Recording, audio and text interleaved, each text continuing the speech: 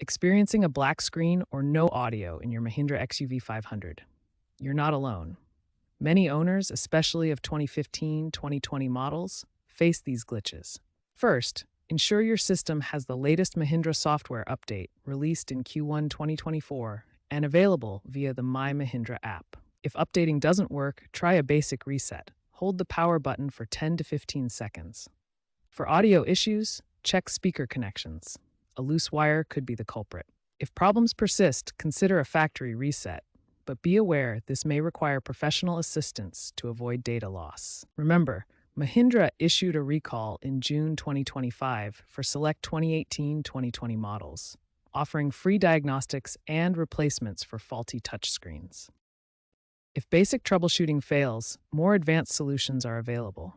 Use OBD2 tools and apps like Torque Pro to scan for error codes. Consult Mahindra service software or a professional mechanic for a factory reset if comfortable. Keep in mind that 70% of infotainment problems are preventable with timely updates, but hardware aging can also contribute.